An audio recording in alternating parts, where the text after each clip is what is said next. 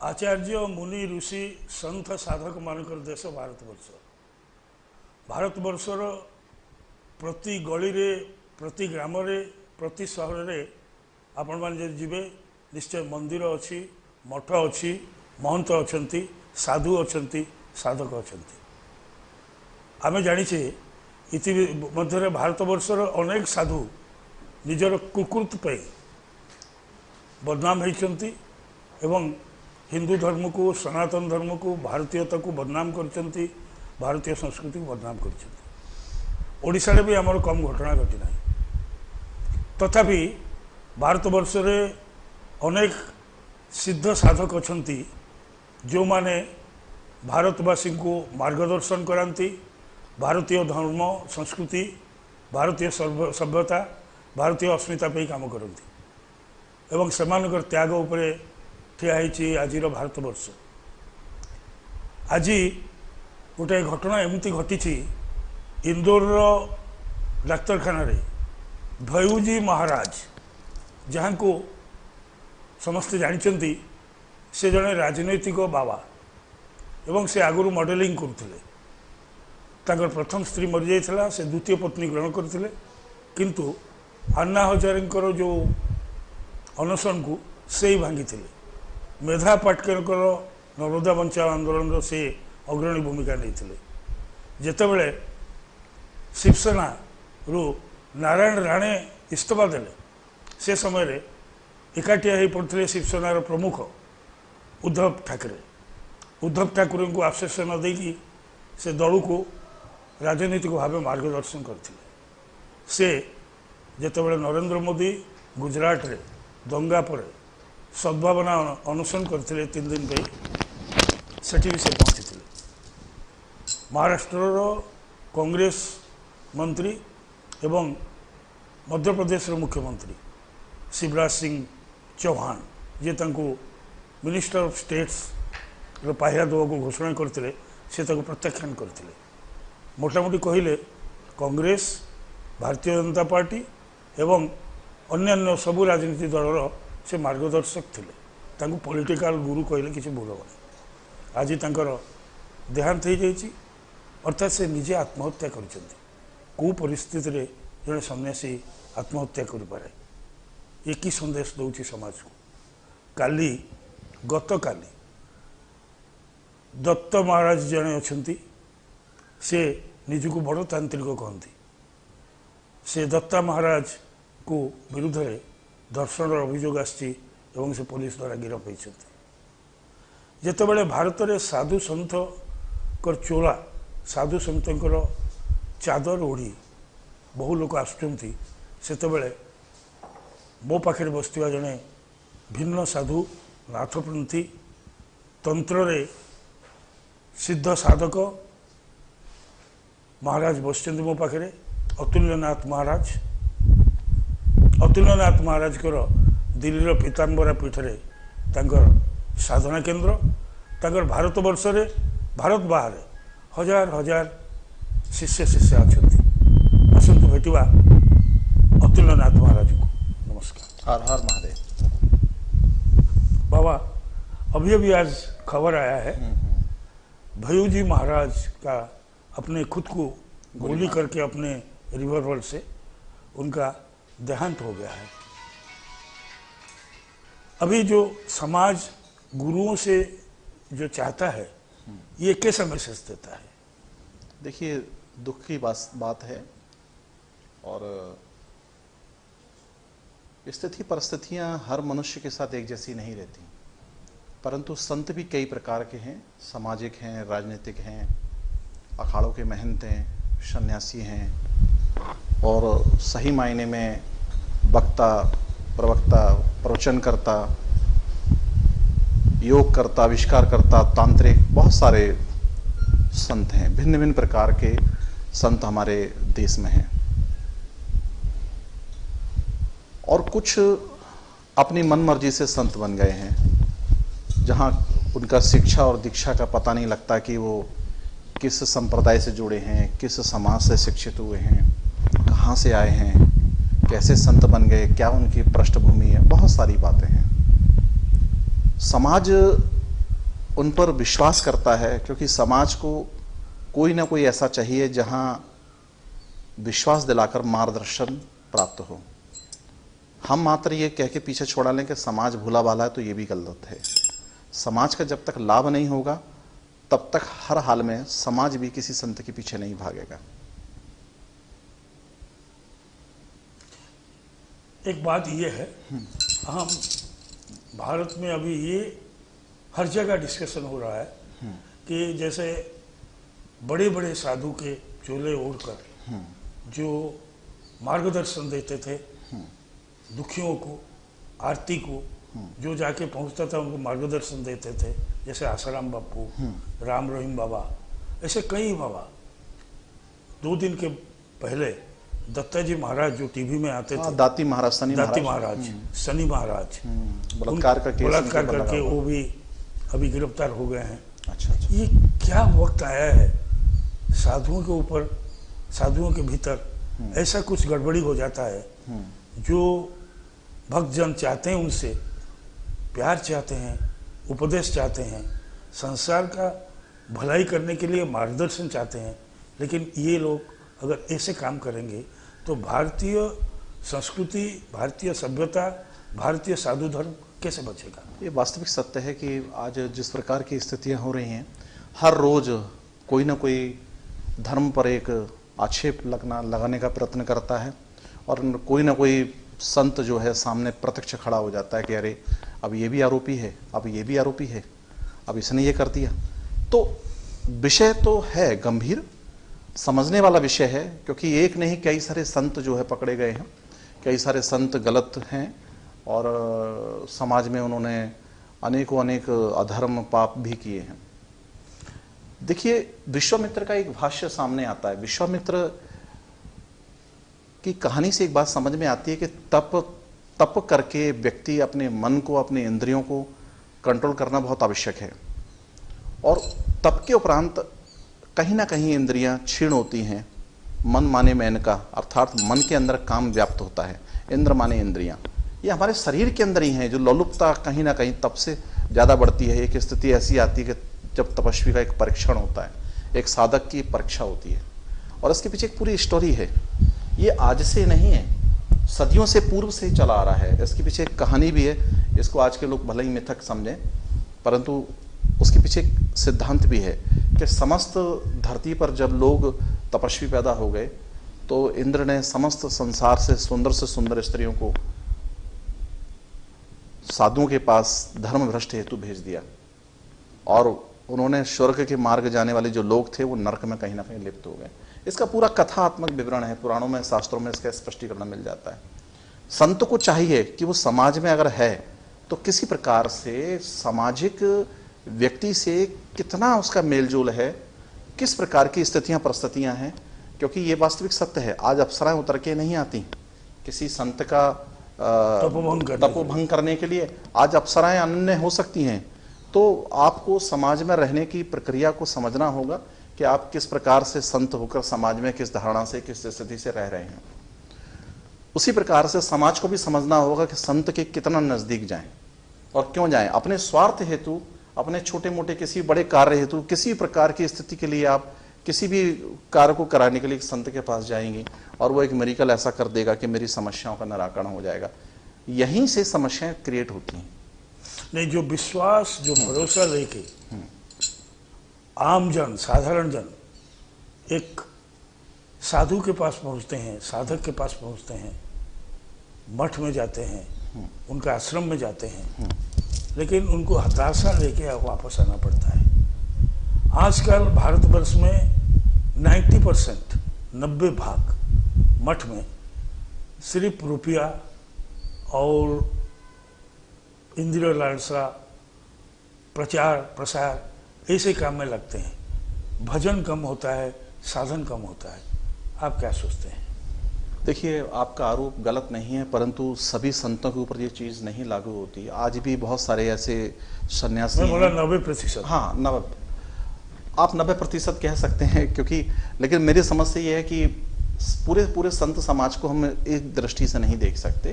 बिल्कुल नहीं। और ये वास्तविक सत्य है कि एक सन्यासी का धर्म है कि वो समाज से दूर रहे, उसी प्रकार से एक वक्ता का धर्म है कि वो समाज के बीच कथाओं का अपना प्रचार प्रसार करता रहे। उसी प्रकार से एक आविष्कारकर्ता का धर्म है, अर्थात तांत्रिक का कर्म है, अगर तांत्रिक है भी तो वो हर प्रकार से आविष्कार की चर्चा करे। अब समाज की अपनी जो मूलभूत आवश्यकता है, किसी को वशीकरण कराना है, किसी को मारण कराना है, किसी को विद्वेषण कराना है, वो भी कम नहीं है। हम समाज में, समाज को आरोपी नहीं बोल रहा हूं, परंतु समाज की भी स्थिति जो है बदल गई है। समाज भी एक रोबोट की तरह कोई भूत चाहता है कि तत्क्षण कुछ ऐसा हो कि मैं मिरेकल कर लूं।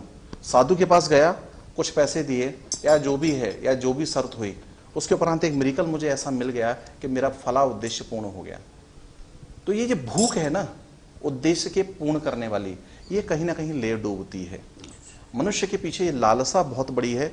देखिए, एक बड़ा सिंपल सा विषय है, कर्मंडे बाध्यकरस्ते मां फलेषु कदाचन, अर्थात आप कर्म करिए, फल का निर्णय आप मत करिए, फल तो ईश्वर देगा। आपके धर्म में, आपके कर्म में, आपके कर्म कर्तव्य का अर्थार्थ है आप कर्म कर रहे हैं, परंतु फल तो ईश्वर देगा। तो उस ईश्वर पर आप आधारित रहिए। अगर एक संत कोई मार्गदर्शन करता भी है तो उस मार्ग को अपनाकर आप अपने उद्देश्य को हल कीजिए। परंतु जहां तत्क्षण और प्रतिक्षण, हर क्षण या तत्क्षण कोई कार्य को संपन्न कराने की जो भूख है, वो कहीं ना कहीं आपको भटकाती है। आप तो तंत्र के बड़े जानकार है, तंत्र शास्त्र में आपका पैठ है। तंत्र क्या आजकल काम करता है?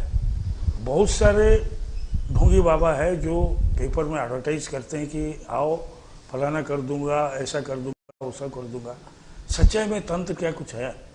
देखिए, शब्द ही ब्रह्म है, जैसे आप और मैं चर्चा कर रहे हैं। अब समझ लीजिए कि मैं आपको आप कोई भद्र भाषा का प्रयोग कर दूं तो आपका ब्लड प्रेशर अभी तत्क्षण हावी हो जाएगा। यही तंत्र है। तंत्र को समझना होगा। तंत्र का तात्पर्य है शरीर, यानी पंच तत्वों से ये पिंड रचित है, यही तंत्र है। मुख से निकलता हुआ प्रत्येक शब्द मंत्र है और नृत्य से दिखती हुई प्रत्येक आकृति यंत्र है। तो आप और मैं चाहकर भी तंत्र से, मंत्र से, यंत्र से दूर नहीं रह सकते। ये तो हो गया कि विषय। अब जागृति का विषय है। यथा पिंडे तथा ब्रह्मांडे, अनंत सृष्टि जो है वही ये शरीर है। बस आपको लिंक जोड़ना है। आपको समझना होगा कि सृष्टि जो है वो आप हैं। आपकी ब्रेन में जब ये बात आ जाएगी और नर्वस सिस्टम आप जागृत कर लेंगे, अर्थात अपनी कुंडलिनी को आप जागृत कर लेंगे, तो सृष्टि से अपने आप जुड़ जाएंगे। और वो क्षण भी आएगा, वो क्षण भी आएगा जब आप अपनी इच्छा से किसी भी कार्य को करने लगेंगे। लेकिन उसके लिए आपका त्याग भी जरूरी है। अब आप ये मत समझिए कि कोई एक मिरेकल एक बार आपने कर दिया, आपने अपनी वाणी से कुछ बोल दिया, वो सत्य घटित हो गया, तो बार बार ऐसा हो जाएगा। उसके लिए आपका त्याग भी जरूरी है। एक व्यक्ति हजारों लाखों लोगों को कुछ बोलकर सिद्धि प्रदान नहीं कर सकता। एक व्यक्ति करोड़ों लोगों को मेडिसिन नहीं बांट सकता। यह क्षमता मनुष्य के अंदर आज भी नहीं है, और उसके लिए घोर तप चाहिए, घोर त्याग चाहिए।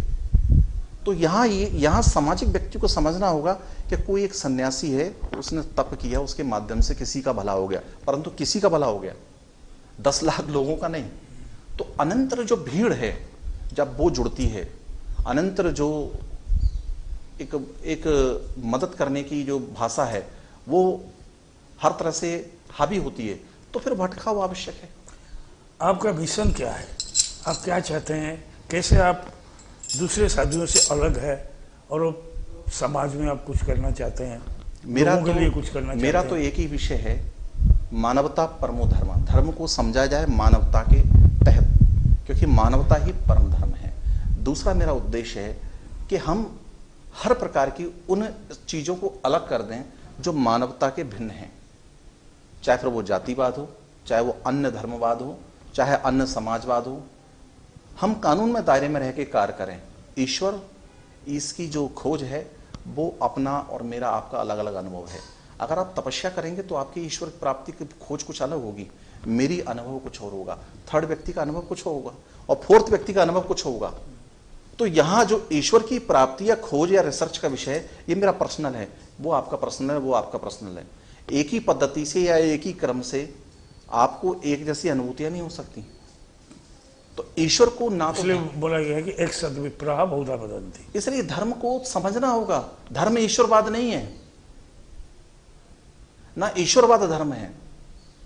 धर्म और ईश्वरवाद दो अलग विषय हैं। नहीं, धर्म तो इंसान का धर्म है। जैसे हाँ, भूख होता है, हाँ, प्यास लगता है, और जो जो मानव का धर्म है, नींद लगता है। इस धरती पर समस्त मनुष्य जाति, और इसके बाद जो है दया, क्षमा, हाँ शांति, वो तो धर्मा, वो तो जो कथा वो, धारयति धर्म, हाँ वो धारण करने वाला जो विषय वो तो है ही, धारयति, हाँ धारयति, अर्थात मनुष्य इस धरती पर संपूर्ण जाति एक है, यानी मनुष्य की जाति एक है। अब उसको अनेक जातों में डिवाइड ना करो। इसमें जात नहीं है, हिंदू मुस्लिम क्रिश्चियन हाँ, जैन नहीं है, कुछ नहीं है, सबके लिए मानवता एक जैसी है और सबको एक जैसी समझ लेना चाहिए। हिंदू के लिए अलग प्रकार की मानवता नहीं है और मुस्लिम के लिए अलग प्रकार की मानवता नहीं, वहीं क्रिश्चियन के लिए अलग प्रकार की मानवता नहीं है। तो यहाँ हमें समझना होगा कि मनुष्य एक जाति है और जो हम कार्य करते हैं उस कार्य का अर्थार्थ वर्ण कर लेना। किसी कार्य को मैंने कर लिया तो उसको वर्ण कर लिया, वो वर्ण व्यवस्था नहीं है। नहीं, ये तो वर्ण व्यवस्था का मतलब है, आप बोलते हैं चतुर्वर्ण मया सृष्टो गुणो कर्म विभाग, बस वो ये वर्ण क्या है? हाँ, ये वर्ण है जो पहला वर्ण आता है आपका ब्रह्मचर्य, गृहस्थ, वानप्रस्थ, संन्यास। हाँ, तो ये चारों है। यही चार वर्ण है।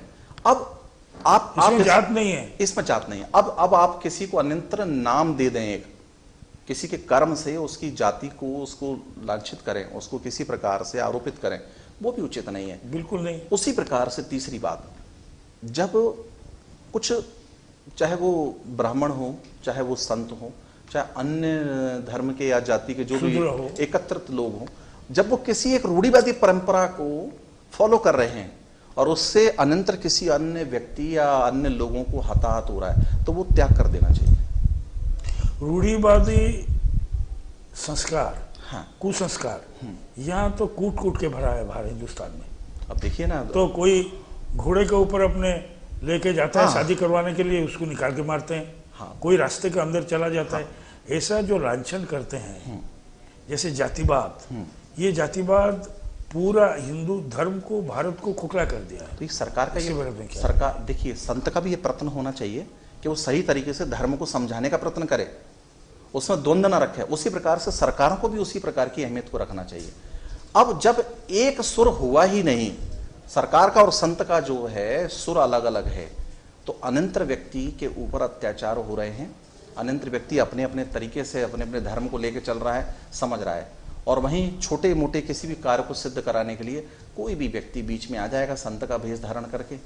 और वो अभी तो संत, एक संत बैठे हैं यूपी में चीफ मिनिस्टर बन के, हाँ, और एक संत भारत के प्रधानमंत्री हैं। हाँ, ये भी तो सच है। दो संत हैं। हाँ, तो फिर संत अगर अभी देश में शासन कर रहे हैं, तो हम कैसे चेंज, क्या चेंज आएगा? देखिए, तो हम इसके पीछे तो एक इतिहास है। सदियों से जब जब राजा के ऊपर आपत्ति विपत्ति आई, राजाओं ने वाकई में धर्म के लिए गुरुओं से मदद मांगी और गुरुओं ने बढ़ चढ़ कर हिस्सा लिया।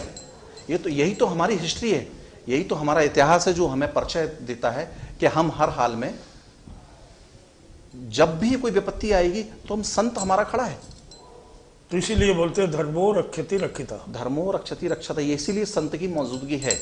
अब कुछ लोग अन्य संत आ गए हैं, कुछ लोग ऐसे भी संत आ गए हैं जिनको कोई काम नहीं है, धेला नहीं है, संत बन गए, भगवतकरण कर लिया, जहाँ ना उनको यम नियम आसन प्राणायाम प्रत्याहार धारणा ध्यान किसी विषय का ज्ञान नहीं, चोला पहन लिए, किसी विषय का ज्ञान नहीं है उनको, किसी विषय की ज्ञान नहीं है। तो ऐसे भी संत हैं। जो अन्यंत्र बहुत सारे संत हैं जिनका कोई विषय गंभीर नहीं है, जिनको लेकर ये कह सकते हैं कि वो नाम के संत हैं, और वो नाम के संत होकर वो थोड़े से किसी भी स्वार्थ के लिए किसी भी हद तक किसी को भी ठगने का प्रयत्न कर रहे हैं, किसी को भी छलने का प्रयत्न कर रहे हैं। और खासकर उन्हीं संतों के यहाँ से जो चमत्कारी संत हैं, वहीं से ये सारी समस्याएं क्रिएट होती हैं। तो आप कैसे, क्या संदेश देना चाहते हैं? मैं ये चाहता हूँ कि संत हैं तो शास्त्रार्थ का आप परिचय दें, क्योंकि हमारी भारत भूमि पर एक शास्त्रार्थ का विषय बड़ा गंभीर रहा है। शास्त्रार्थ का परंपरा है। हाँ, और शास्त्रार्थ का परंपरा है, और उसी प्रकार से समाज को स्वस्थ हेतु योग चाहिए, आयुर्वेद हेतु औषधियाँ चाहिए, ठीक है। और अगर मंत्र यानी शब्द यानी मांत्रिक व्यवस्था है और उन मंत्रों से लाभ होता है, तो उन मंत्रों को साधन हेतु एक जो क्रम है वो क्रम सीखने के लिए पूरी एक व्यवस्था होनी चाहिए। तो ये सब व्यवस्था है, और ये सारी संचालित व्यवस्था जब संत के द्वारा होंगी, उचित संत के द्वारा होंगी, तो गलतियां कहीं होंगी। आजकल नैतिक मूल्यबोध, वो नैतिक मूल्यबोध का जो पतन हो रहा है हर स्तर में, व्यक्ति में हो रहा है, परिवार में हो रहा है, समाज में हो रहा है, संसार में हो रहा है। ठीक है। तो इस पतन से बचाने के लिए व्यक्ति को, समूचे दुनिया को, संत का क्या भूमिका है? देखिए, संस्कार समाप्त हो चुका है। अब आप समझिए कि इंटरनेट एक ज़रूरत भी है, और छोटे छोटे बच्चे मोबाइल में क्या देखते हैं ये हमसे और आपसे बिछड़ा नहीं है। आपकी 12 वर्ष की 13 वर्ष की आयु में आपको बहुत सारी चीज़ों का ज्ञान ही नहीं था। माता पिता के प्रति जो संस्कार या जो लज्जा या जो नमस्कार की व्यवस्था थी, या प्रणाम में या भय की व्यवस्था थी, वो आज के बच्चों में नहीं है। तो संस्कार तो छूट गया ना। जब संस्कार छूट गया तो ये होप, ये उम्मीद नहीं कर सकते कि समाज में अब वो पुनः विस्थापित होगा, और अगर वो स्थापित होगा तो वो भी संत ही करा सकते हैं। उसके लिए बड़ा प्रयत्न करना होगा। वो छोटा सा कार्य नहीं है। उस विषय को बड़ा गंभीरता से लेकर एक व्यवस्थात्मक अवस्था में कहीं ना कहीं हमें लेना होगा। उसके लिए मैंने एक मिशन बनाया, संस्कृति बचाओ एक मिशन। उसके तहत मैंने बहुत सारे ऐसे कार्य भी किए जो मैं कर सकता था, और आज भी कर रहा हूँ। आज भी पूरे भारतवर्ष में शास्त्रार्थ हेतु निकला हूँ। आज भी ये मेरा कहाँ आप गए हैं? अभी कई देशों में गया हूँ। अभी यहाँ मैं उड़ीसा आया हूँ। अब यहाँ से मैं गुजरात जाने का मेरा विचार है। तो अभी आप उड़ीसा आए हैं। उड़ीसा आपको कैसा लगता है? जगन्नाथ देश, जगन्नाथपुरी है। देखिए, संस्कृति कूट कूट के भरी हुई है यहाँ, लेकिन कुछ रूढ़िवादी परंपराएं भी कूट कूट के भरी हुई हैं, और उनके विषय में भी मैं बोला हूँ। अच्छा, मैं कहीं पढ़ा था कि आप कोणार्क गए थे। कोणार्क में बहुत साल पहले एक सूर्य मंदिर था, सूर्य देवता का उपासना होता था। क्या आप अभी सजेशन दे रहे हैं, आप चिट्ठी लिखे हैं प्रेसिडेंट ऑफ इंडिया को, भारत के प्रधानमंत्री को, उड़ीसा के मुख्यमंत्री को, वहां पर पुनः सूर्य देवता का उपासना केंद्र बनाने के लिए? देखिए, मैंने ये सजेशन क्यों दिए? देखिए, मैंने बताया ना आपको, आप एक रेखा खींच लीजिए, एक अमरनाथ से लेकर रामेश्वरम से। ये मैंने आपने नहीं खींची, लेकिन वहां भी शिवलिंग और वहां भी शिवलिंग है। ये किसी प्रकार से जो मंदिर हैं क्षतिग्रस्त हुए हैं, इनकी जिम्मेदारी संतों की भी है, समाज की भी है, और सरकारों की भी है। पुनः स्थापना होनी चाहिए, इसमें कोई दो राय नहीं है। आप इसको अन्यंतर किसी और विषय से ना तौल कर देखें। आप ये समझें कि एक प्राचीन व्यवस्था थी, टेम्पल की पद्धति की, पूजा की। वो जब अगर किसी प्राकृतिक प्रकोप से या सदी स्थिति परिस्थिति से अगर वो ढल गई, टूट गई, बिखर गई, तो उसको पुनः स्थापना करने का विचार होना चाहिए। ये सरकारों की भी जिम्मेदारी है। नहीं, वास्तु दृष्टि से कुछ है क्या? पूर्व दिशा में मोहम्मद गजनबी ने देश के ऊपर 17 बार आक्रमण किया। 17 बार वो हार के चला गया, लेकिन 18 बार उसने पहले क्या किया? सोमनाथ टेम्पल को विध्वंस किया। वो वायु कोण के अंदर दरवाजा था। हमें नहीं भूलना चाहिए, सोमनाथ टेम्पल के उपरांत ही दूसरी संस्कृति ने प्रवेश किया। और देखिए मजे की बात, जब तक पुनः सोमनाथ टेम्पल का निर्माण नहीं हो गया, तब तक दो लोग इस देश को लूट कर खसोट कर ले जाते रहे। हर कोई अपनी संस्कृति को स्थापित करता रहा। परंतु आज पुनः जैसे ही स्थापित हुआ, उसके उपरांत अनंतर तमाम जो अन्य देश हैं आक्रमण हुए, परंतु वो उनको फतेह प्राप्त नहीं हो पाई जो उनको होनी चाहिए। आप सोचते हैं कि उन शत्रुओं के उद्देश्य पूर्ण नहीं हो पाए? ये पूर्व तट पर चंद्रभागा में सूर्य मंदिर है, लेकिन सूर्य मूर्ति नहीं है। अगर वहाँ अगर स्थापित हो जाएगा, उड़ीसा का और देश का भाग्य बदल जाएगा क्या? देखिए, बिल्कुल फायदा होगा। अग्नि भारत का आप मैप उठा लीजिए, उसका वो अग्निकोण क्षेत्र है जहां कोणार्क है। और शास्त्र कहते हैं सूर्य ईशान से जरूर निकलता है, लेकिन अग्निकोण से निकलता है। ये नहीं भूलना चाहिए। तो अग्निकोण यानी आप सोचिए कि जिस घर का अग्निकोण बिखरा हुआ है, टूटा है, छोटा है, उसका प्रभाव तो खत्म हो गया ना। तो यहां जो अग्निकोण जो विकृत है देश का, उस अग्निकोण पे जो सूर्य मंदिर जो टूट फूट या जो जिस तरह खंडर स्थिति में, उसको देख कर बड़ा दुख हुआ। इसलिए मैं चाहूंगा कि ये पुनः स्थापित हो और उसी जगह स्थापित हो। लेकिन महाराज जी, मंदिर बनाना प्रधानमंत्री, राष्ट्रपति या मुख्यमंत्री का काम नहीं है। ठीक है, मंदिर बनाना तो साधुओं का काम है, आम जनसाधारण का काम है, तो सरकारें, आम आदमी का काम सरकारें हम जैसे लोगों को ये जिम्मेदारी थोप दें। और आप देखिए, तो अगर उड़ीसा सरकार आपको, अगर उड़ीसा सरकार अगर मुझे जिम्मेदारी देती है तो मैं अवश्य वहां मंदिर बना के खड़ा कर दूंगा। ये तो धर्म का काम है। धर्म रक्षति रक्षति। धर्म रक्षति रक्षता। तो अब और थोड़ा मैं जानना चाहूँगा, आप कैसे ये आए, नाथ संप्रदाय को आए, ये परंपरा को कैसे आए? देखिए, ये तो बहुत बचपन की स्थितियां हैं। बाल अवस्था में साधु हो गए, तो उसके उपरांत फिर धर्म को एक संप्रदाय को अपनाए, उससे संतुष्टि नहीं हुई तो दूसरे संप्रदाय को अपनाए, दूसरे संतुष्टि नहीं हुई तो तीसरे संप्रदाय को अपनाए। तो ये उपलब्धि है। साधना एक अलग विषय है, वो विषय बड़ा गंभीर है। वहां तो आप जो समझिए कि आप समझिए कि जब आपकी संतुष्टि किसी एक शब्द से नहीं हो रही है तो आप शब्दों की लय को जोड़ेंगे। अब हमारे यहाँ जिस प्रकार से भगवान शिव के डमरू निनाद से मंत्रों की उत्पत्ति बताई गई है, तो वो मंत्र यानी शब्द, वो शब्द तत्व अपने आप में बड़ा महत्व रखता है। उसी प्रकार से अन्य अन्य अखाड़ों में अन्य अन्य साधनाओं का विधान है। तो कई जगह जाकर मैंने कई सारी चीजों को किया। तो बात ये है, अभी जो आंदोलन आप चलाए हैं, नहीं, मैं इसको आंदोलन का रूप नहीं देता। भारत की हर राज्य जाएंगे, आप शास्त्रार्थ करेंगे, तर्क करेंगे, इसके बाद सिद्धांत में पहुंचेंगे, तर्क के बाद सिद्धांत। आप इसको संकल्प कर लिया, सिद्धि आ जाएगा। तो आप क्या चाहते हैं, क्या सिद्धि? आप तो सिद्धि प्राप्त है। देखिए, मेरी तो एक स्थिति है कि हमारे देश में बहुत सारे बच्चे हैं जो अनाथ हैं, और एक ऐसी व्यवस्था करने का प्रयत्न कर रहे हैं कि हम उन अनाथ बच्चों को शास्त्रार्थ करना सिखाएं। और हम भेजेंगे ना, हमारा जो संत सनातन धर्म यानी जो हिंदू धर्म है, उसके माध्यम से मैसेज देंगे ना कि हमारा जो धर्म है वो एक सैद्धांतिक और वैज्ञानिक दृष्टिकोण पर खरा उतरता है। आप आइए, चैलेंज के साथ डिबेट कीजिए, आप हमें परास्त कीजिए, हम आपको परास्त करते हैं। आध्यात्म अगर है हमारे यहाँ तो क्यों है, या आपके धर्म में अगर आध्यात्म है तो क्यों है, आप बताइए हमें।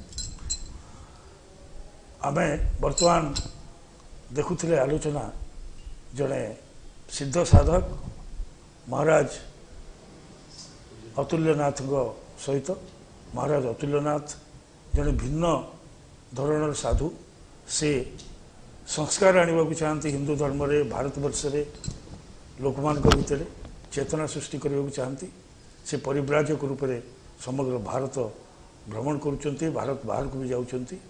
आमे आशा करिबा आचार्य अतुल्यनाथ तांकर ये जो मिशन रे कृतकार्य हेबे एवं भारतवर्ष रे से जन अनन्य साधु, अनन्य संत भाव निजको स्थापित करेंगे। स्थापित करवा कहे भूल हम, स्थापित कर सारी से नाथ परंपरार साधु। एवं आम आशा रखा जमती गोरखनाथ, मत्स्येंद्रनाथ जो नाथ परंपरार थिले साधु, से जो परंपरार साधु एवं पीताम्बरा पीठर से होती मुख्य महंत। तो देश को परिवर्तन करने और संसार को परिवर्तन करने, व्यक्ति चरित्र परिवर्तन आने निश्चित भाव से निजको समर्पण करेंगे। नमस्कार। हर हर महादेव।